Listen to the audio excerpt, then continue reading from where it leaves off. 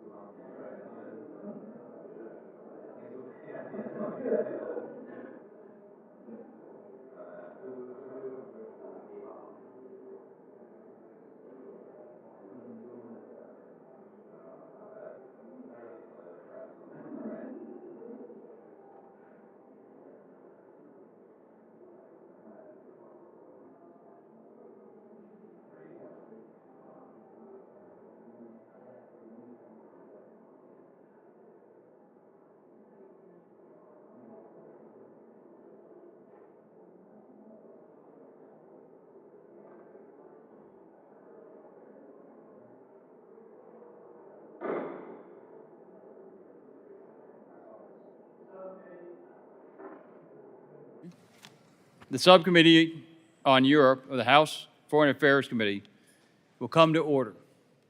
The purpose of this hearing is to examine the President's State Department and Foreign Operations budget request for Europe and Eurasia for fiscal year 2025. I'd also like to welcome the gentleman from Illinois, Mr. Schneider, who is joining us today.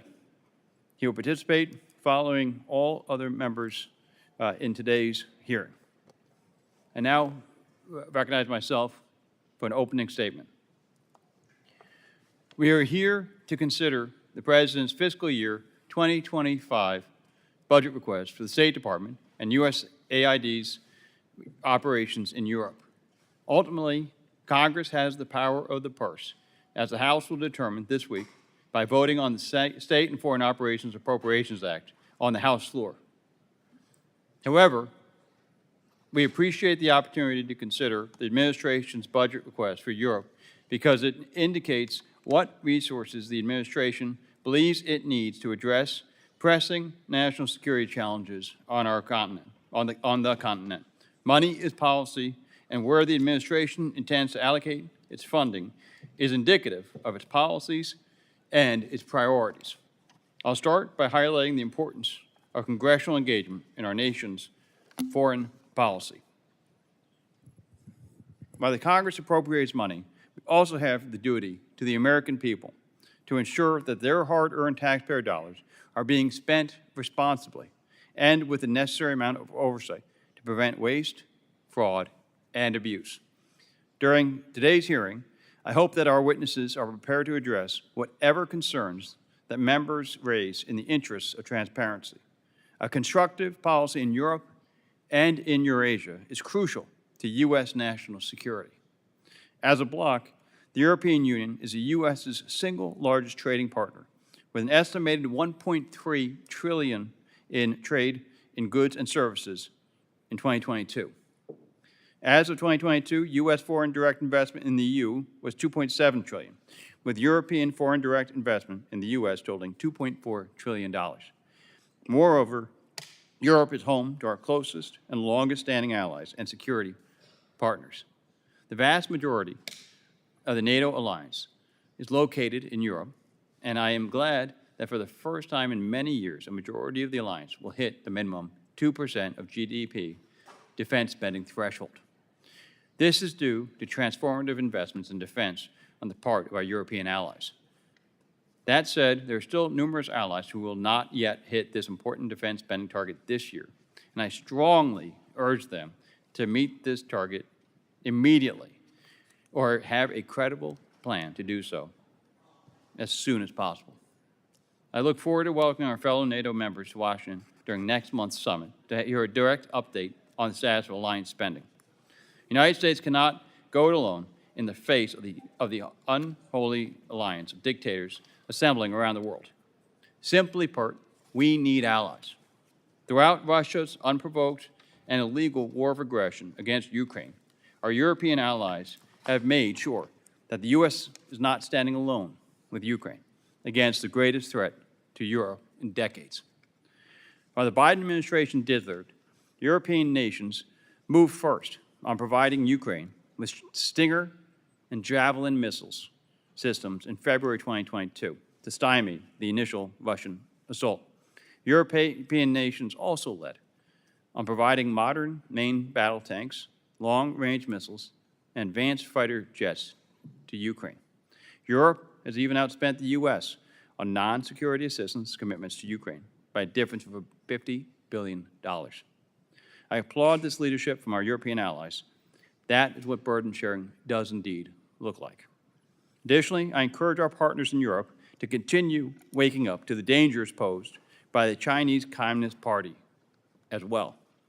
The democracies of the world have a sacred duty to defend the values that we preach and which the CCP openly opposes. Given the avenues for the CCP to exert influence over our free societies throughout coercive economic practices is unacceptable. We must be clear-eyed about the threat that China poses to peace and prosperity in Europe and around the world. I look forward to our conversation today to discuss the administration's policy in Europe.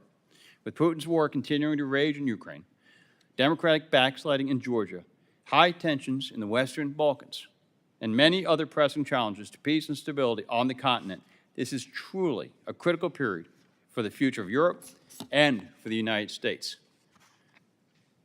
The Chair now recognizes the ranking member, the gentleman from Massachusetts, Mr. Keating, for any statement they may have. Well, thank you, Chairman Kean, for holding this important hearing today, and to our witnesses for their testimony in the fiscal year 25 European budget request. The European continent has long been a region critical to U.S. national security interests. Our transatlantic bonds with some of our oldest allies, like the United Kingdom and France, as well as Germany, the Baltics, and Poland, are based in our shared beliefs in democracy, rule of law, and freedom of speech.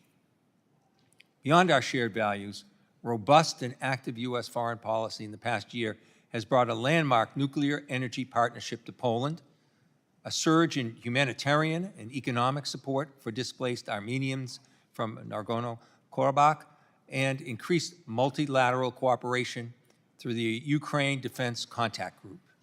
At the same time, the reconstitution of the Northern Ireland Assembly, a cession of Finland and Sweden into NATO, and democracy support for partners in the Belarusian opposition and in Central Europe are representative of the importance of U.S. engagement across the continent. Yet remaining challenges in Europe continue to demand U.S. engagement. Nowhere is this more important than in Ukraine.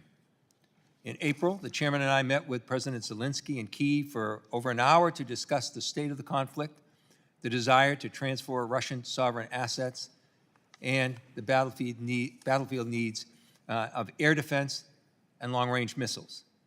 The U.S. continues to approach these challenges with creativity and tenacity, devising mechanisms like a $50 billion loan to Ukraine by using the interest of Russian sovereign assets as collateral, and adapting policies to reflect the evolving needs of the Ukrainian military, such as allowing strikes into Russian territory with U.S. origin weapons. These actions save Ukrainian lives, and I urge the administration to continue to adapt and innovate policies that ensure Ukraine's victory over Russia. I also commend allies and partners, including Romania, Denmark, and others who have provided air defense systems to Ukraine. The chairman and I led a letter in April following our trip to Kyiv, calling for allies and partners to provide additional air defense and long-range missile stocks to Europe. It's reassuring to see our allies step up to the plate in Ukraine's time of need. While Ukraine fights to preserve its democracy, leaders across Europe have sought to undermine democratic principles, the rule of law, and the values that underpin our transatlantic alliance.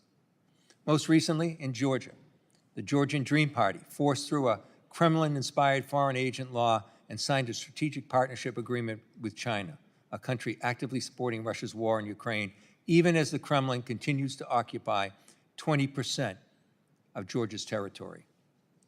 Meanwhile, in Hungary, Prime Minister Orban has clamped down on dissent and escalated persecution of the LGBTQ+ people and other minorities, all the while embracing Russian malign influence and Chinese investment in Budapest. The actions of Orban, as well as the Georgian Dream, are an extreme concern, and they undermine the long-term interests of the Georgian and Hungarian people. Meanwhile, elections across Europe this year have given rise to far-right parties who promote an isolationist, anti-immigrant worldview which has no place in our vibrant and diverse societies. As we await upcoming elections in France and the United Kingdom, and our own elections later this year, we must stand ready to reject those extremist ideas that contradict our sacred democratic values of inclusion and acceptance. Finally, as we approach the NATO summit in Washington, marking the 75th anniversary of this alliance, we must redouble our commitment to Article 5 and again make clear that any attack on any NATO member will result in a full and undeniable response. The unity of our alliance is our strength, and we must use this opportunity to deepen our cooperation with Ukraine, ensure adequate defense spending on our allies, and strengthen partnerships in the Indo-Pacific. Unfortunately, just as the threats we face are most acute and the desire for U.S. engagement, particularly in Europe, is the most warranted, House Republicans have proposed a 12% cut to the state and foreign operations budgets. These cuts will undoubtedly undermine the State Department and USAID's ability to carry out their mission. As Russia continues to commit to war crimes in Ukraine, deepens partnerships with North Korea, China, and Iran, and acts brazenly on the world stage, we should be expanding our diplomatic engagements around the world. Anything less will send a message to the autocratic world, and particularly to China, that our actions will go undeterred. I look forward to questioning our witnesses on this important issue of adequately funding the State Department and USAID for fiscal year 25 to ensure they can carry out their missions and continue to do the hard but enduring work of expanding our national security. Thank you, Chairman Kean. I yield back. Thank you, Ranking Member. Other members of the subcommittee are reminded that opening statements might be submitted for the record. We are pleased to have a panel of distinguished witnesses before us today on this important topic. Ambassador James O'Brien is Assistant Secretary in the Bureau of European and Eurasian Affairs at the Department of State. Ambassador Erin McKee is the Assistant Administrator for the Bureau of Europe and Eurasia at the U.S. Agency for International Development. Thank you for being here, both of you. Your full statements will be made part of the record, and I ask you to keep your verbal remarks to 5 minutes. I now recognize Ambassador O'Brien for his opening statement. Thank you, Mr. Chairman and Mr. Ranking Member. I'm really heartened that I can agree with nearly every sentence in both opening statements. Yeah, I'm reminded that we sit in the building named after Sam Rayburn, who led the charge to prepare America to enter World War II. And I think we're at a stage where we have to prepare ourselves for the long term and turn away from the call of isolationism that I think would endanger our allies and ourselves.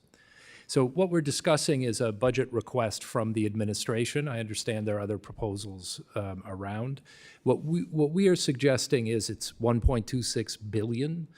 Of that, about 722 million is for the assistance accounts, and there's about 583 million that is for the operating capacity of the Bureau of European and Eurasian Affairs, which I lead.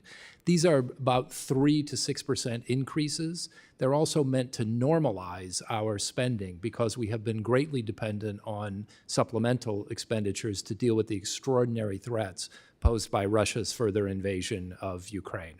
As just one example, if we're not able to maintain these levels, we could end up losing 70% of the staff that manages the sanctions programs against Russia and Iran.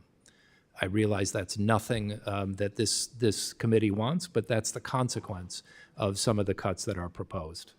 Now, how do we propose to spend that money? In rough proportion, 38% of the funding will be spent on Ukraine.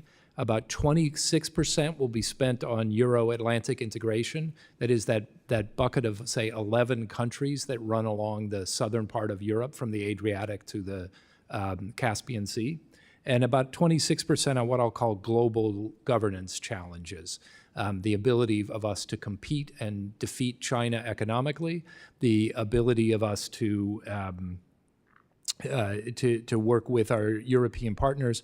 As Chairman Kean's opening remarks noted, these are our largest trading partners, and when we cooperate, we are able to succeed because we're the most powerful, prosperous economic bloc in the world. Now, how exactly will we propose to spend the money? And we can go into this more in questions, but I'll look at each one of those three buckets in order. First on Ukraine. So the goal of our strategy is pretty simple. We want Ukraine to win. We want it to thrive while it's fighting on its way to victory. How does it do that? It does it by holding Russia in the east, destabilizing Russia's firing positions and the places from which it threatens Ukrainian territory in Crimea and right up against Ukrainian lines, and restoring its economic life. That means having adequate air defense and the ability to export through the southern ports.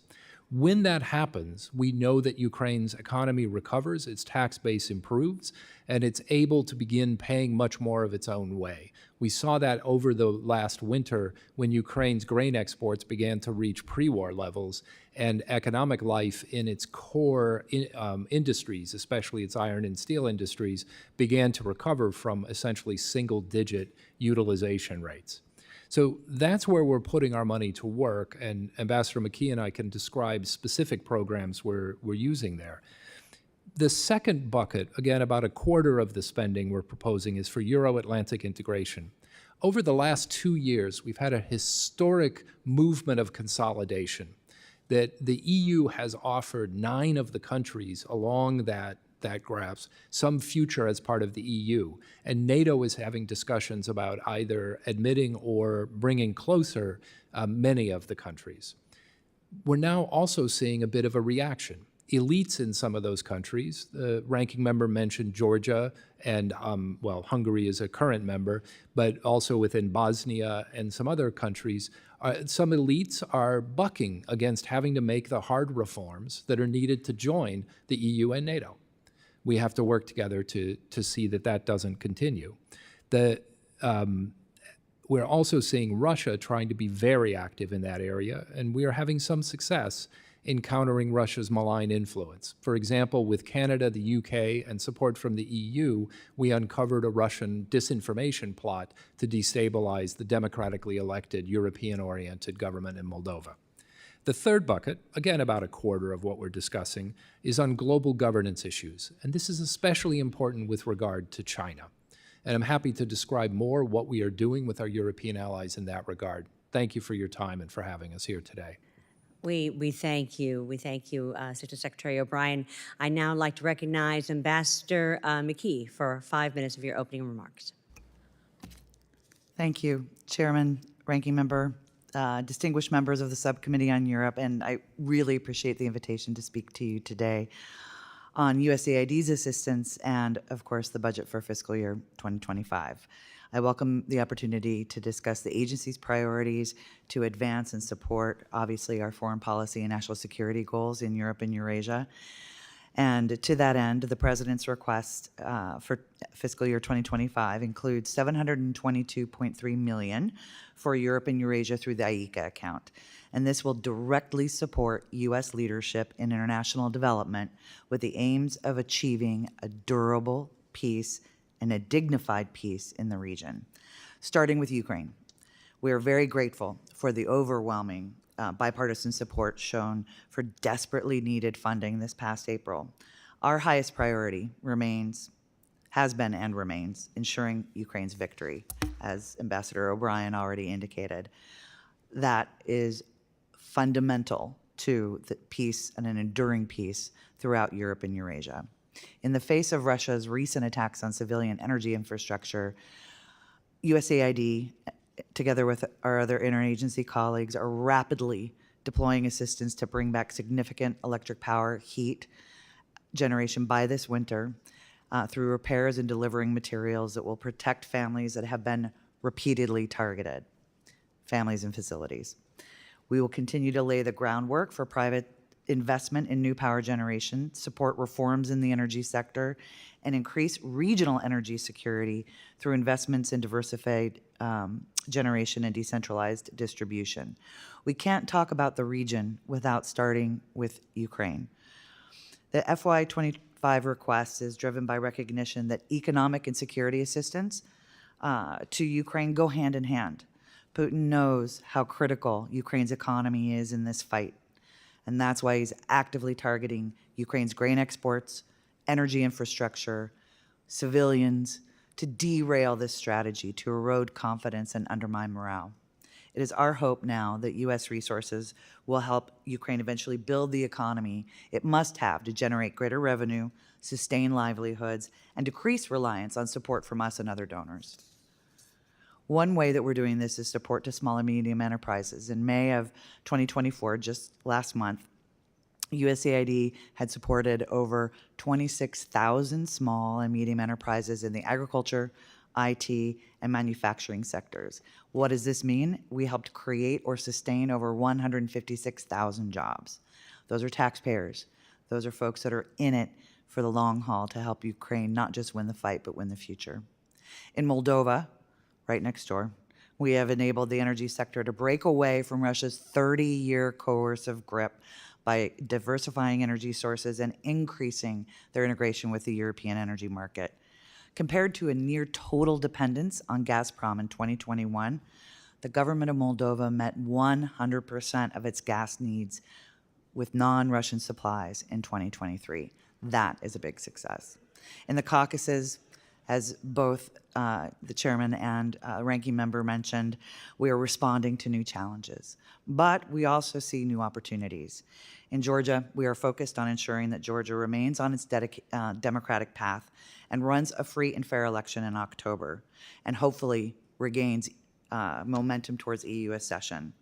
The ruling party's passage of the foreign influence law and anti-Western rhetoric gravely threatens civil society, independent media, and demonstrate the importance of USAID's assistance to bolster the democratic forces there. In Armenia, we are seizing an important opportunity to help this reforming democracy strengthen its economy and build its overall resilience against external pressure. Additionally, we are increasing our work on the Middle Corridor as a major gateway connecting Central Asia to Europe, which diversifies movement of goods, services, and reduces dependence on routes through Russia, the PRC, and Iran. We continue to watch the Western Balkans closely to ensure stability is maintained and build on gains made in democracy, anti-corruption, and economic growth. So thanks to the ongoing and essential support from Congress, USAID has demonstrated tangible results and clear progress. We have and will deploy congressionally allocated funds to demonstrate U.S. leadership, counter Putin's influence, and fortify democratic institutions. Thank you for the opportunity to discuss our work today. I thank you very much, Ambassador McKee. I now recognize myself for 5 minutes for questioning. And I want to start by thanking both of our witnesses for their time today and certainly for their service to our country. The integrity of the Dayton Accords and the sovereignty of Bosnia and Herzegovina itself are constantly under attack by Milorad Dodik, the president of Republika Srpska. The State Department has rightly sanctioned Dodik and many of his accomplices and enablers, and I have repeatedly called for these sanctions, which would be codified under the Upholding the Dayton Peace Agreement through Sanctions Act, my legislation that recently passed the House with the overwhelming bipartisan support. Yet, Dodik's dangerous provocations continue. Ambassador O'Brien, what further actions are being considered to tighten the screws on Dodik and his corrupt cronies? Thank you, Madam Chair, and thank you for your support on this issue. I think you've been a very strong voice in favor of what is one of the longest-lasting peace arrangements in the world. And I was pleased to play some part in it in 1995 and to try to make sure that it is fit so that Bosnia and Herzegovina can move toward a future as part of the European Union. So that provides a few additional tools. The first item is that there is no support for what President Dodik discusses, whether it's dissociation, dissolution of Bosnia, independence of the Republika Srpska.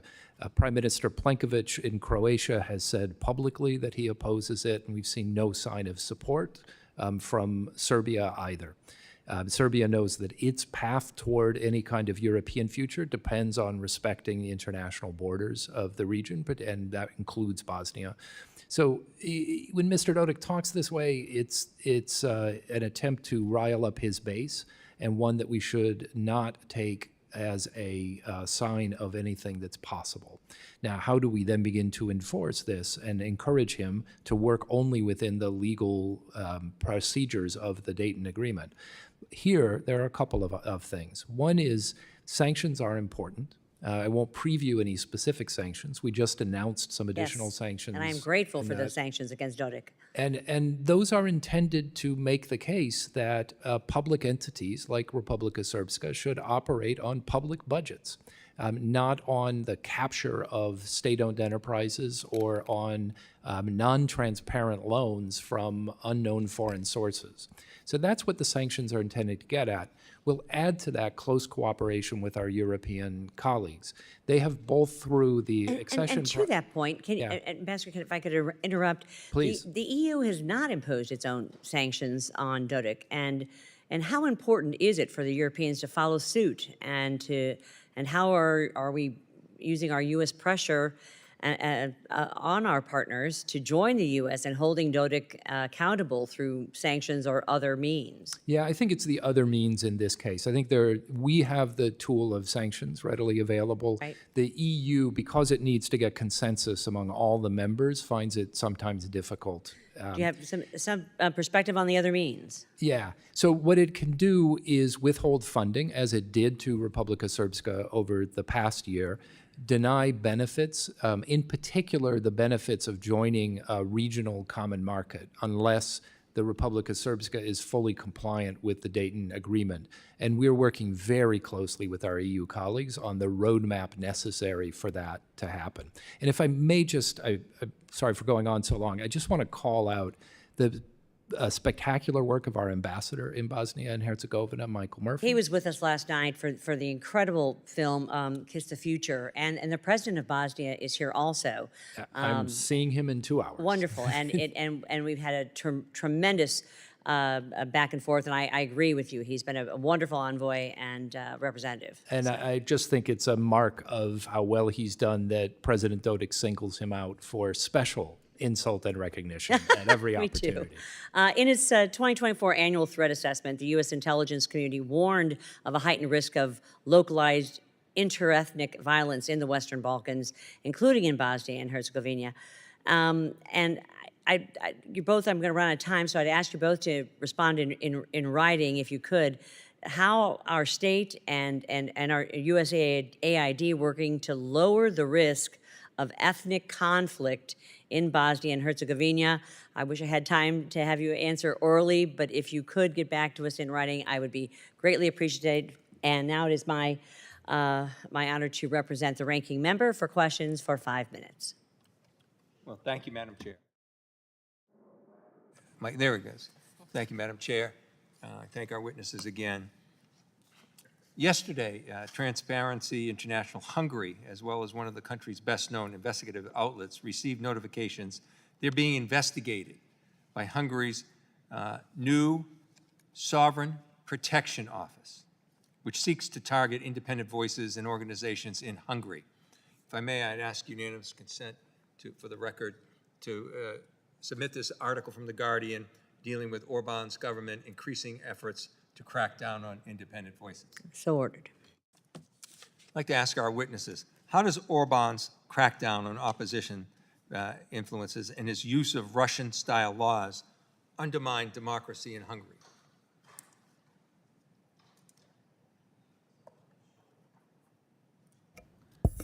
Thank you for your question, Congressman. So it's unfortunate, extraordinarily unfortunate, the Democratic backsliding, and we deeply appreciate Congress's recognition of this back in 21, where we re-engaged in Central and Eastern Europe with a focus on Hungary and Poland, although I will say Poland has shifted both its posture and its approach somewhat.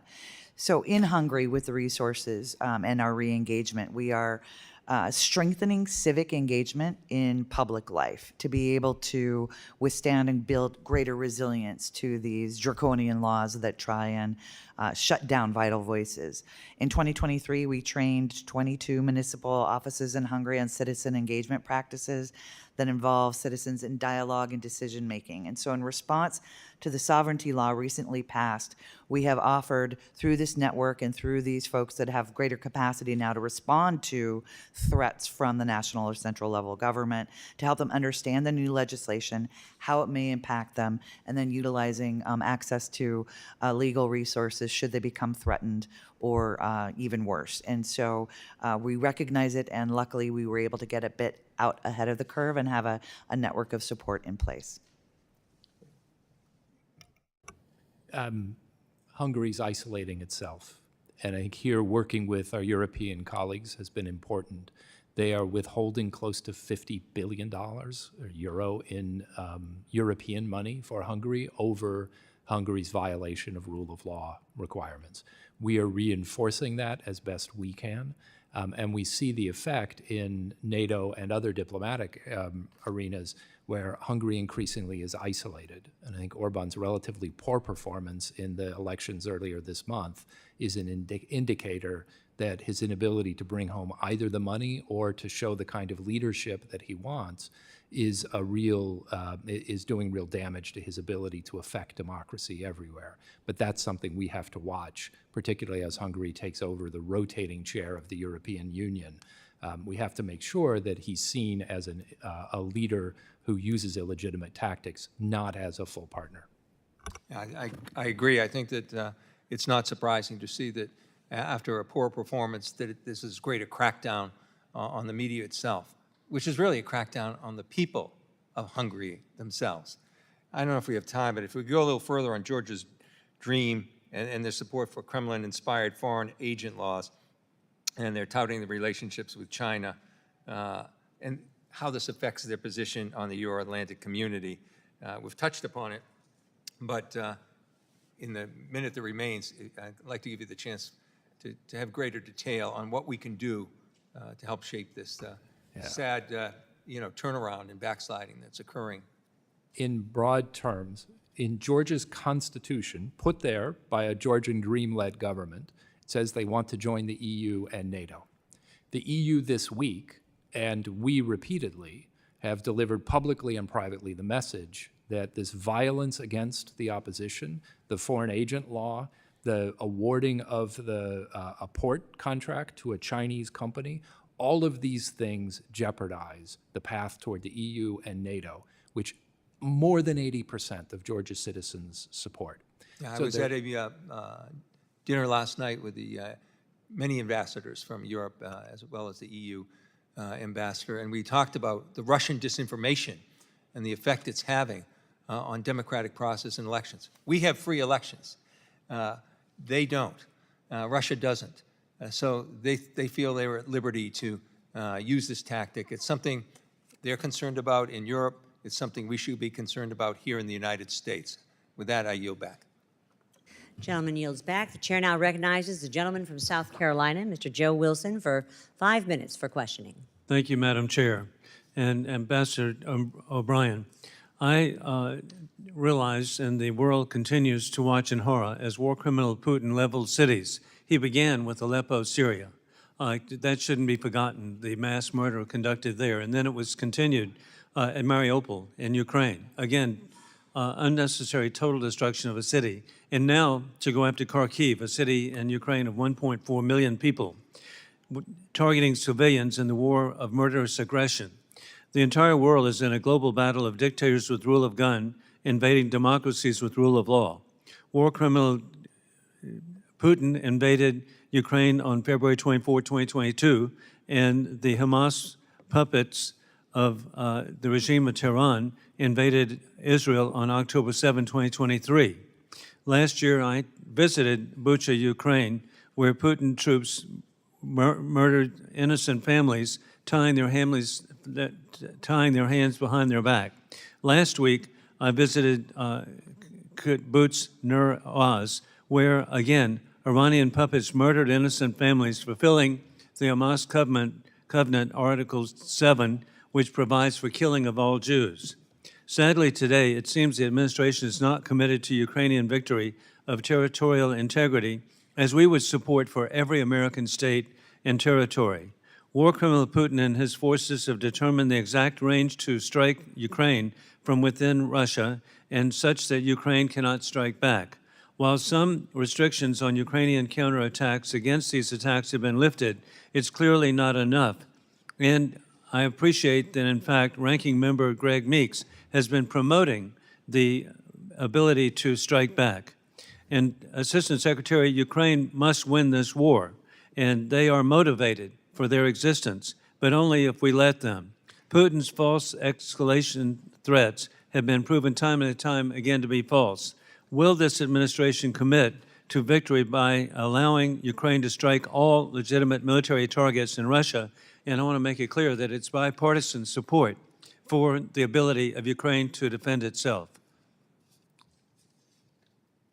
Thank you, and thank you for your outspoken leadership on this issue. As I said in my opening statement, our goal is that Ukraine win and that it thrive while it's preparing to win. And I know we have a strategy that's due to be provided to the House, and we're working to get it here as quickly as we can. Ukraine has the right to strike Russia where it can with its weapons. The discussion we have is about how best to use the weapons we provide to them. Since those weapons arrived, and for too many months, and I know many on this committee were very strong supporters of the supplemental bill, for too many months, Ukraine could not fight back. And so Russia was able to launch tactical airstrikes using horrific weapons from very close in. Now Ukraine can strike back, and we're seeing it reclaim territory, push Russia back, and destabilize Russia's ability, and also prevent Russia from re-equipping itself in the way that it wanted. This is the right path for Ukraine to win, and we're happy maybe in another forum to talk about the tactics of that. But thank you, Mr. But hey, Congressman. again, this is bipartisan.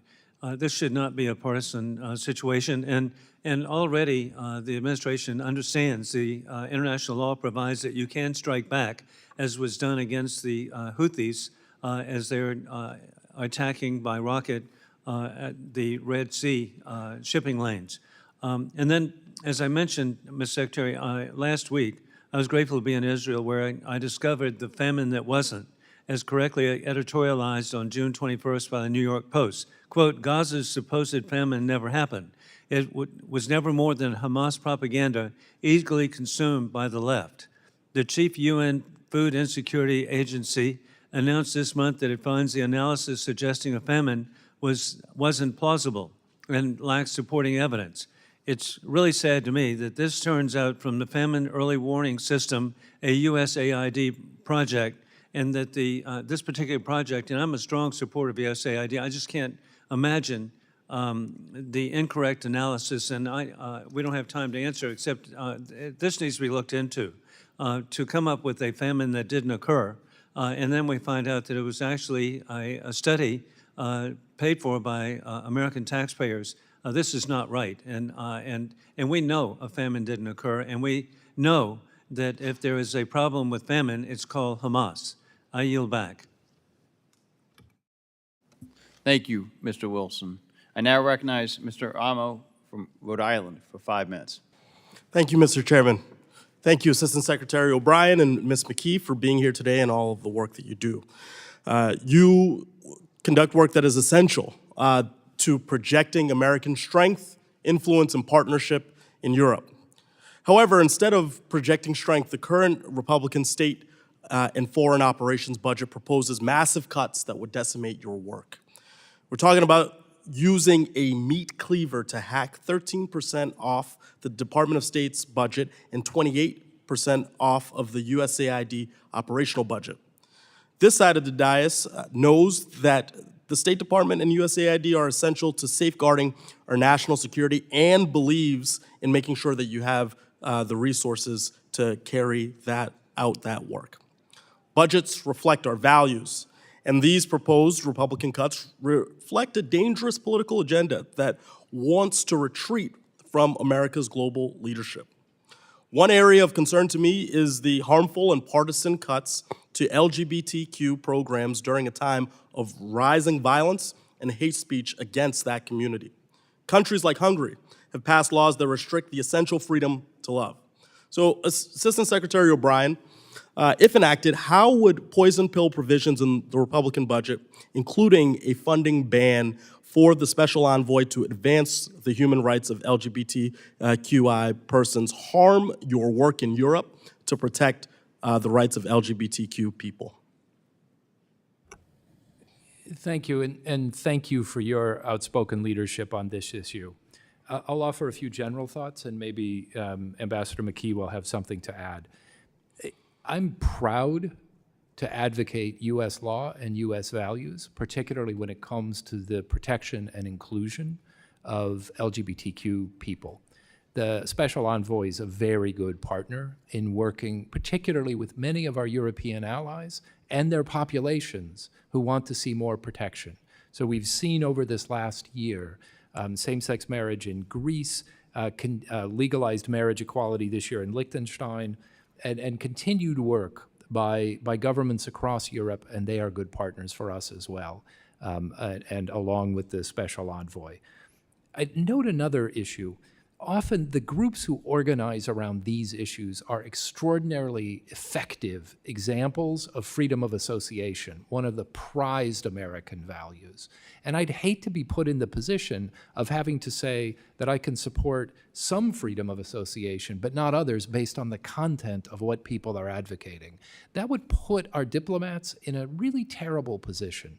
So I think the best way to support U.S. values and to support the populations who often need our protection is to continue these programs, and particularly the work of the Special Envoy.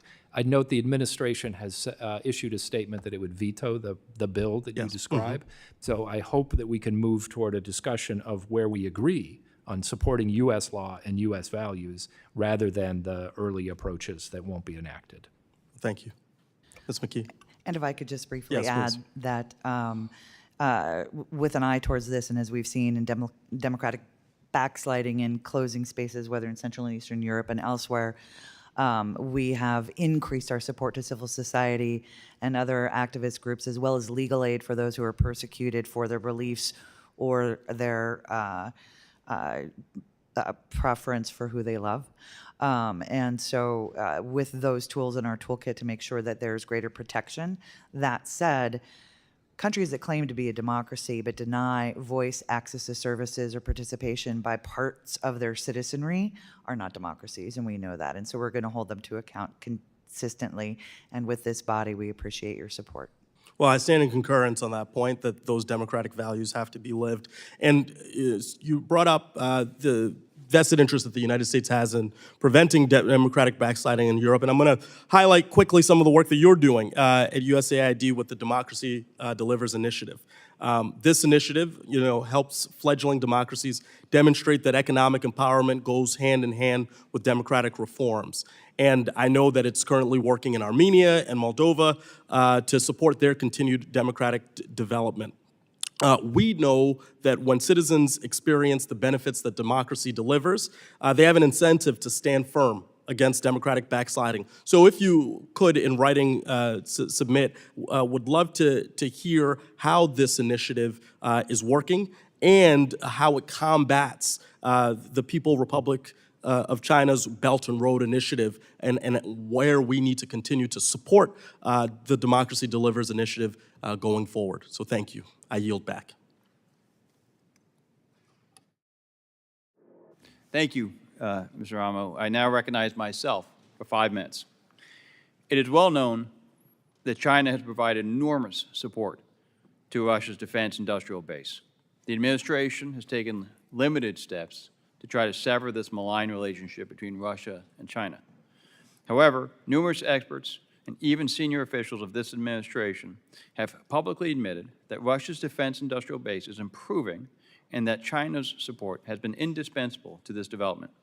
Assistant Secretary O'Brien, this administration's attempts to curtail China's support of Russia's illegal war in Ukraine are failing. Why is this administration not taking greater action to sever this malign relationship? Thank you, Mr. Chairman. It's true, Russia stays on the battlefield because of Chinese support. The greatest threat to European security now is being bankrolled by China. What we have done, in particular over the last 6 months, as other sanctions have limited Russians' options for markets, is highlight this role China is playing. I see a marked difference in the way our European allies discuss their relationships with China as a result. China is being put to a test of whether it believes it has a future of economic relationships in Europe or it wants to support Russia in this war that we will not allow to succeed.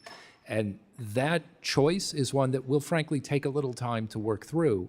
We are attempting to focus their minds with a whole set of export controls and sanctions that, including a package recently released. We were joined by the European Union in its 14th package of Russia sanctions, including several Chinese companies as a part of that. So the coalition that has been successful in supporting Ukraine and taking away more than $400 billion from Russia, that's 4 years of its military budget, is very much focused on China's role. And that is putting China into quite a difficult position. Mr. Assistant Secretary O'Brien, the State Department has announced today that you will be visiting Azerbaijan later this week and that you will meet with President Aliyev.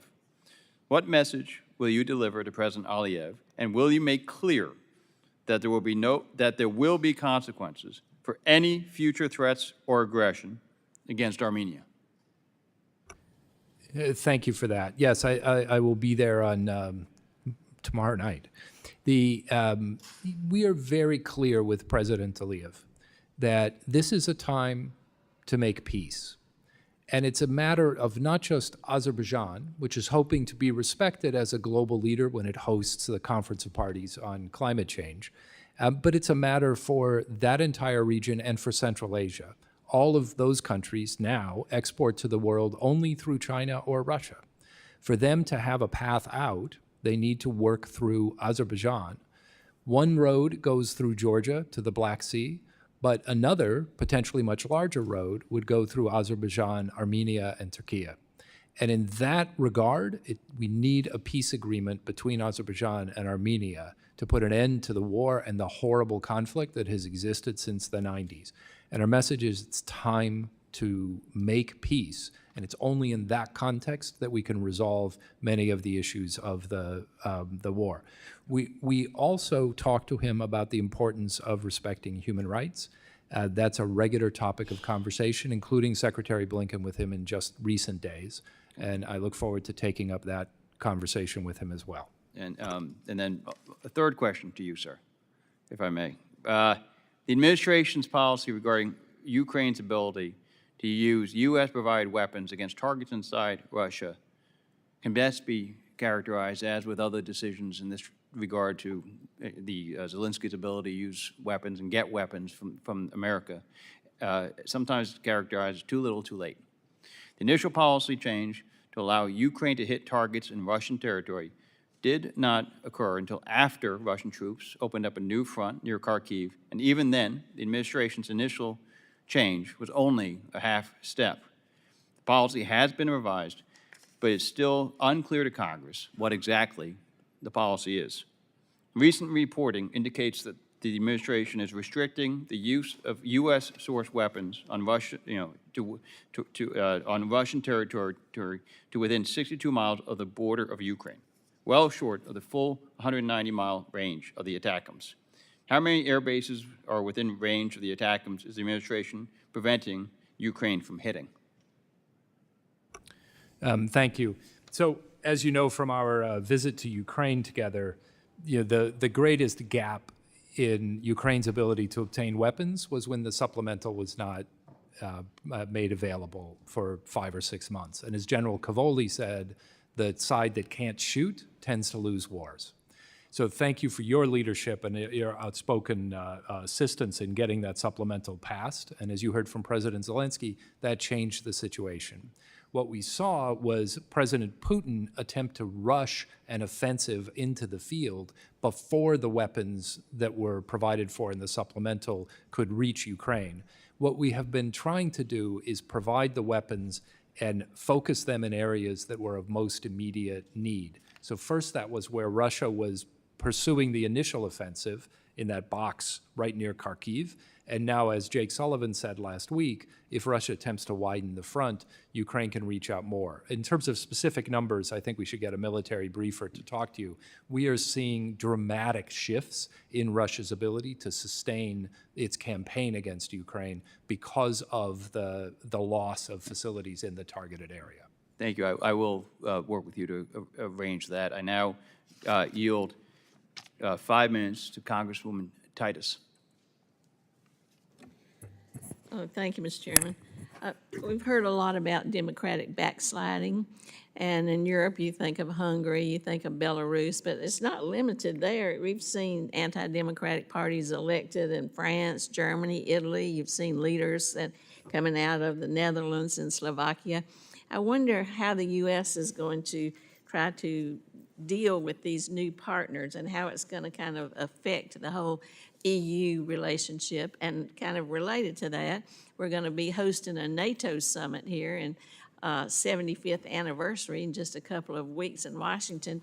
And how do we think that the rhetoric that we see coming from the other side or for coming from the former president is going to impact our relationship with some of these same actors through NATO? Thank you. I think there are two main themes in the way we approach the elections in Europe, and they're somewhat similar to how we approach ours here. One of them is that it's very important for responsible parties to work together and to demonstrate that we can deliver on what people care about. So we see agreements to manage migration, and then we see the vote for extremist parties go down. We see agreements to provide adequate security.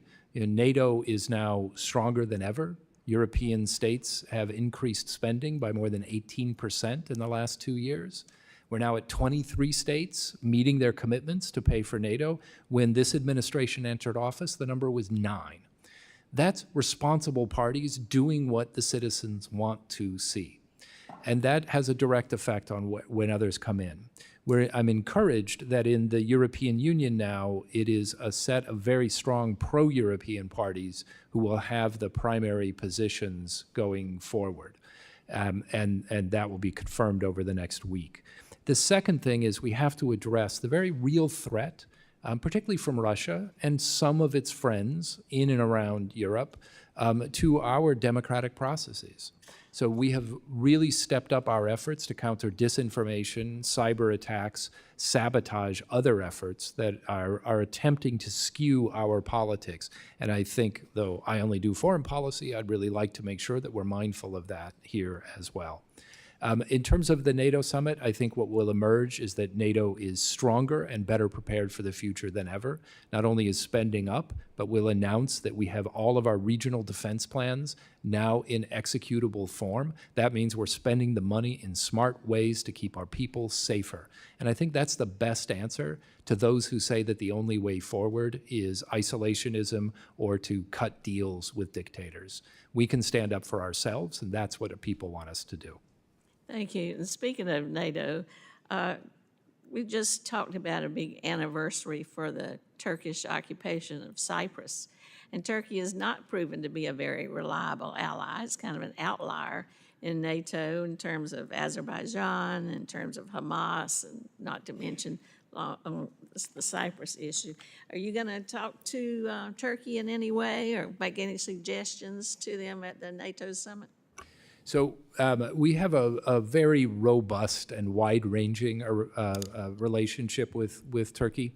We've managed, I think, in recent months to focus on the issues where we often disagree, and we're beginning to find some ways forward.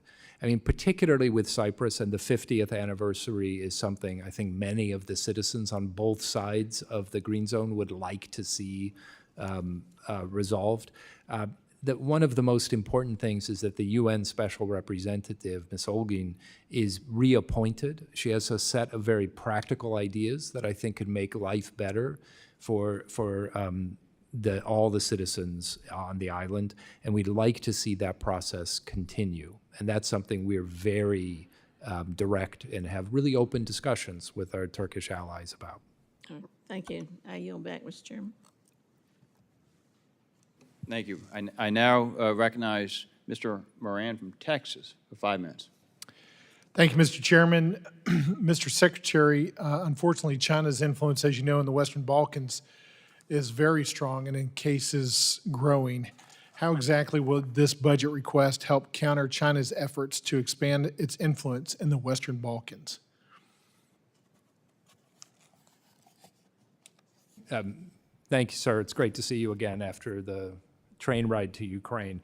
This is a really important topic, both China and Russia's efforts to disrupt the region. I see that region having its future being in Europe. So the first thing we need to do is make clear that Chinese involvement, either in critical infrastructure or in debt arrangements across the region, is unacceptable, that it jeopardizes the path forward. That's a message that many of the states in the region have undertaken.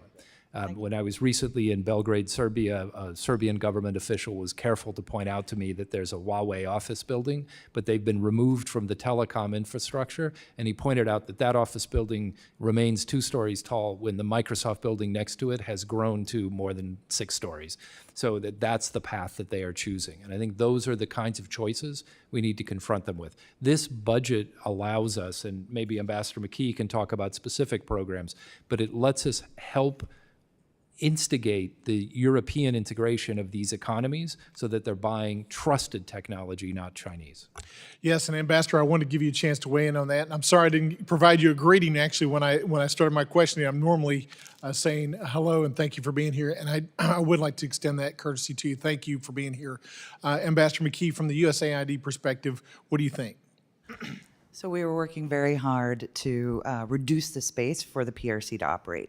In other words, to give them choice to mobilize, as Ambassador O'Brien mentioned, create better conditions for U.S. companies to come in. When there's a vacuum, less than desirable options, if there are even options, will fill that void. And so we're working, for example, in Kosovo on bolstering their energy sector and diversifying their energy supply with indigenous solar panels on the renewable end versus having to purchase them from the PRC.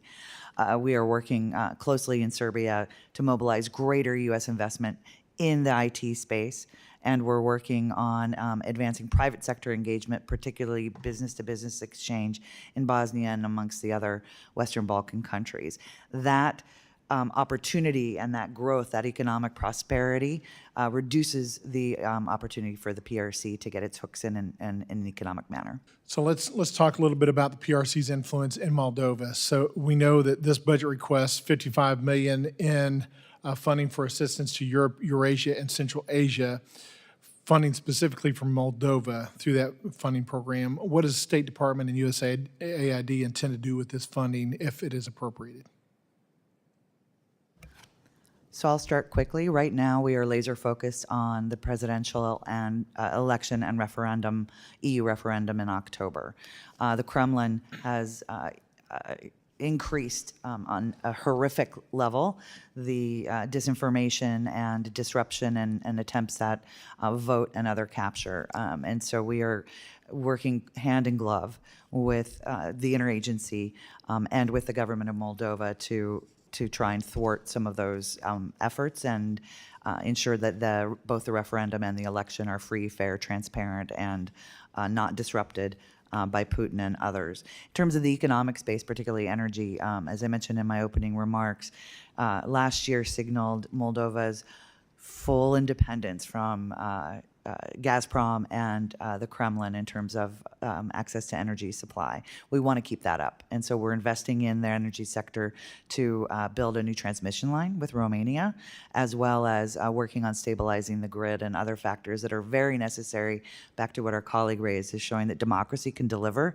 and that partnership with the West is the true future for the Moldovan people. Thank you. And Secretary, I want to come to you for the final question and comment based on this energy issue exactly, because Moldova and China this past month actually looked like they announced some closer ties in the area of energy. The Deputy Prime Minister for Moldova and the Foreign Minister from China announced China's new energy and infrastructure investments in the country. And that's curious to me and also concerning to me, especially because Moldova is such a center point for munitions, as you know, in the region, and Russia's already got a little hand in there. So, Secretary, what can we do to get in front of that building tie between China and Moldova? So why don't we come back to you with some more detail on the status of that announcement? What we just did, Secretary Blinken visited a transformer station, which is helping Moldova bring in power from Romania. We're looking at an additional line from Romania. We're under discussions to either repair an old thermal power plant or otherwise to provide additional power so that Moldova is both off Russian power but isn't dependent upon unreliable technology as well. That's very much the direction the Prime Minister and President told us they want to go. Thank you both. I yield my time. Thank you. Thank you, Congressman Moran. I now yield 5 minutes to Congresswoman from Pennsylvania, Madeline Dean. I thank you, Chairman Kean and Ranking Member Keating, and I thank the two witnesses for being in front of us again. More importantly, I thank you for your work on behalf of our country and the world. It's an honor to have traveled to Ukraine just following our vote on the supplemental to increase, obviously, the support that was so long awaited. As the chairman just said to me, we're putting the band back together, so it's Kean, Keating, Moran, and Dean back in front of you today. But it was an absolute honor to travel and be able to be there at that time to visit with the president there, to visit with the military generals and support teams. And then I had the chance to go to Normandy and again visit with President Zelensky there, of course, on the extraordinary commemoration of the 80th anniversary of D-Day. All very powerful to me. I want to hearken back or really talk about frozen Russian assets and what we can look forward to there.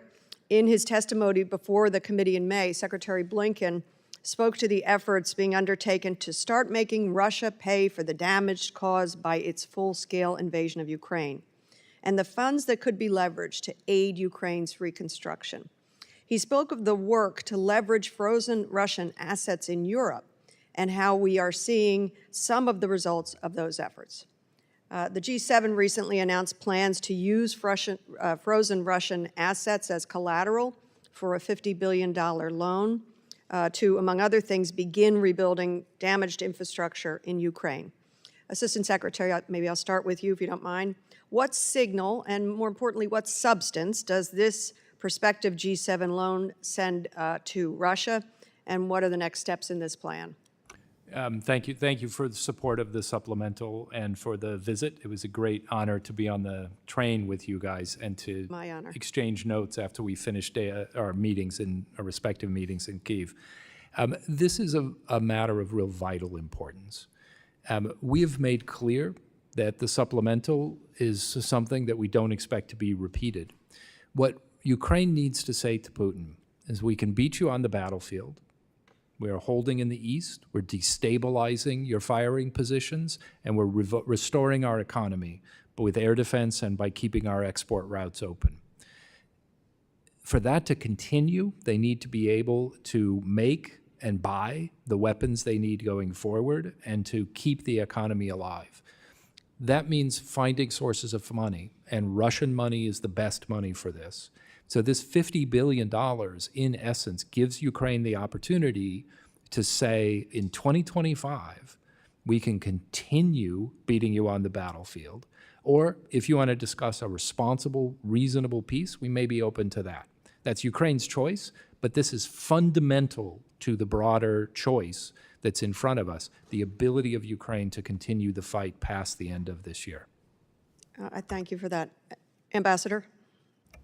I was just going to add, to respond to your query on sort of where we are in the process. As you can imagine, with multiple jurisdictions of the immobilized assets, it's complicated. But we are working tirelessly, probably more hours than exist in a day, to work with the G7 partners, obviously greater legal minds than ours, to sort out how that can happen. But we are dedicated and committed to making sure that the loan takes place and that the reflows from the immobilized assets are used to pay off the loan. And as we work through that, we will report to Congress on our progress. I appreciate it. And Ambassador, if I could stay with you, we're looking this week at top-line proposals that Republicans have put forward for state and foreign operations appropriations bill, with cuts of 11 to 12% in total from FY24 and 19% below the president's budget request. Could you identify for us what those kinds of deep cuts would mean at this time of incredible challenge globally, not only to State Department and Secretary, you can help us here too, but also USAID? So those cuts would indeed be devastating when we see the uptick in humanitarian crises and conflict around the world only increasing. And so what that means for us, were the cuts to hold, is that we'd have to make even harder trade-offs and prioritization. We're here for Europe and Eurasia, so I fight as hard as I can within the interagency to make sure that we can do all we can at this historical moment for the future of democracy in the free world as I see it, or as we see it. But I will say that that's what we're going to face, is having to make really hard choices between what seems impossible to choose between, and that's saving lives and stemming off crises and conflict around the world as we see it just growing even further. We won't be able to, if the cuts do stick, we won't be able to provide the sustained support and leverage, which has been the power of the resources that we brought to the table with both the supplementals as well as what we hope to do in terms of normalizing the budget. So it would be, frankly, devastating. I know my time has expired, but maybe, if you don't mind, we could continue the conversation offline, but or if maybe somebody else wants to ask and give you the opportunity, love to hear from you also. Okay. Thank you, Chairman. Thank you for yielding back your time. I now recognize Mr. Self from Texas for 5 minutes. Thank you, Mr. Chairman. Mr. O'Brien, I had to step out. I would love to have a debate with you one day about what is worse, isolation, which you mentioned in your opening statement, or weakness. And I would appreciate that debate. But at the time when we are facing a new axis of evil around the world, I think that we are also showing weakness around the world. And I would point back to President Reagan that projected peace through strength. So my first question to you is, how do we expect our European allies to wean themselves off of Russian oil and gas when we at the same time are limiting our exports to our European allies, and yet we are not enforcing our sanctions against Russian oil and gas. And I was actually pleasantly surprised to see that the Wall Street Journal had an article just today about how we are pulling our punches on sanctions against Iran and Russia. So the question is, how do we expect our European allies? Are we not driving them back into the Russian oil and gas family? Yeah, thank you, Congressman. I'm happy to have a debate, but I don't think the choices are isolation or weakness. I think the choice is strength through a very robust coalition.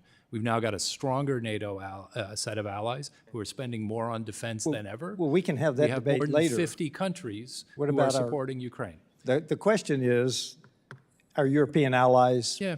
Russian oil and gas. So I think a couple things here. So one point is we've seen Russian dependence on gas, European dependence on Russian gas has plummeted over the last several years. Ambassador McKee mentioned just one country, Moldova, which has gone from 100% dependence to zero.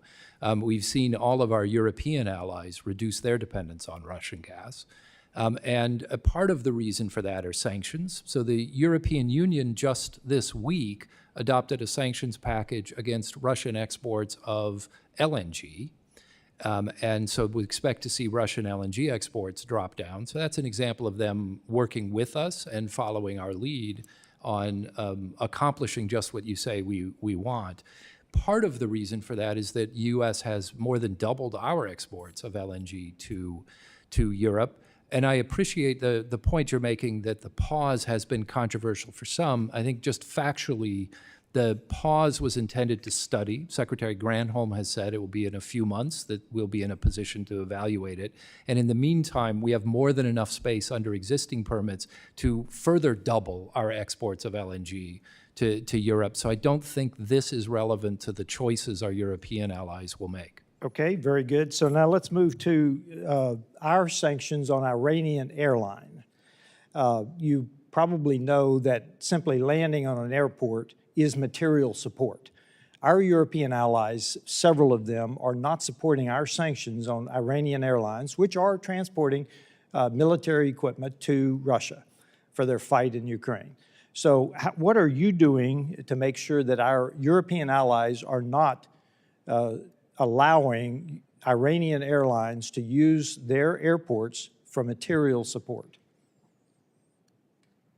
Congressman, we are working with our European allies to enforce sanctions against Iran, and we've taken a number of steps against Iranian firms who are either manufacturing or helping to transport goods from Iran to Europe, and our European allies are joining us in that.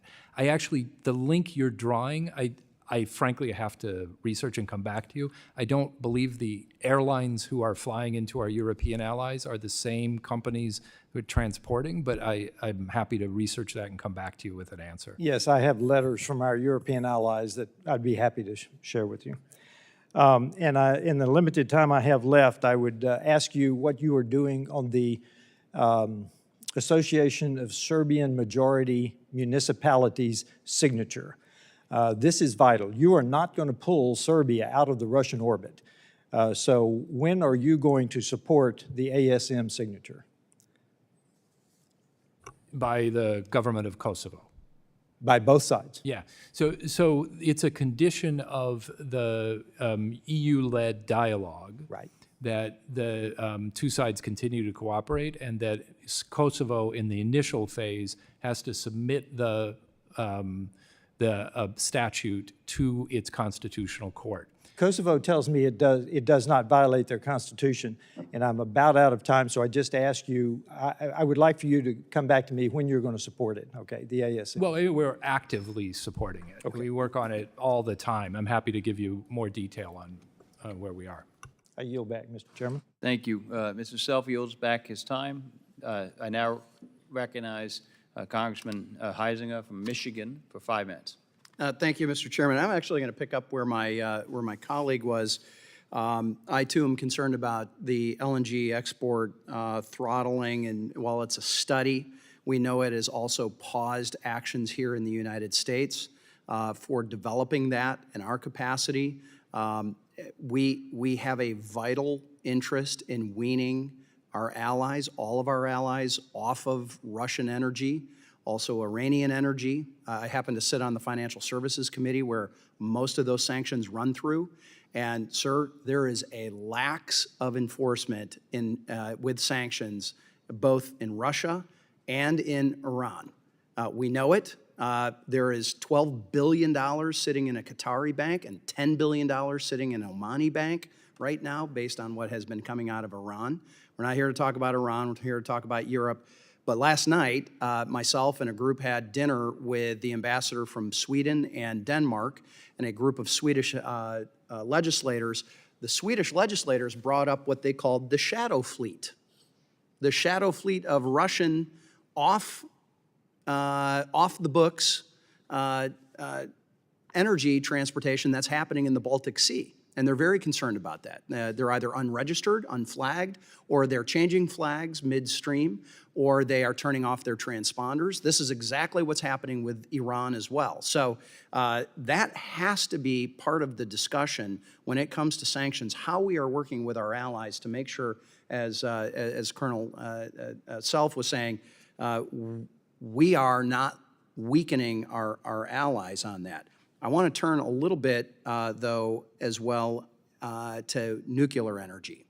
And given China's dominance in renewable energy technologies and growing nuclear power industries, the dependence from our adversaries that many of our allies have needs to change. And I'm curious, what presence does China already have in the European energy market? And is its nuclear power industry made any headway in the European market? So our position on China's investment in any kind of critical infrastructure, including energy infrastructure, is that it's incompatible with having trusted vendors. What we are working on with a number of our European allies is to see American companies, along with our trusted partners, provide nuclear power. Okay, so that's going to actually leads into my next thing is, how are you promoting and how is this administration promoting the quote-unquote all of above kind of approach supporting energy security in Europe, including nuclear? So one step is we're very active advocates. I've been with the president when he spoke with the president and prime minister of Poland about the importance of us moving forward with an additional U.S.-provided nuclear reactor in Poland on top of the one we are doing. I was just with the secretary in Prague when we talked to the Czechs about bringing in this. Same with the Romanians last week. As well, 97 million, so basically about... So you're all in on nuclear? We're all in providing, yes, trusted nuclear power, both small modular reactors and the larger... And I know there's a lot of work being done on the SMRs right now and have yet to come online. But I want to talk about, because Ambassador McKee, you were saying cuts would be devastating. As was proposed or discussed by my Democrat colleague about the budget. I want to talk about debt. We're sitting at $36 trillion in debt. This is the first year that interest on that debt has surpassed our defense spending. It has become the largest line item, second largest line item in the federal budget, not just surpassing defense, but also Medicare. And the increase is clearly linked to greater debt and higher interest rates. So what I would like to know is our fiscal situation leaving us vulnerable as well to being unable to respond to emergencies as they arise? And does our national debt propose a threat to our national security, much as you were and my colleague were arguing that any cut to a line item would?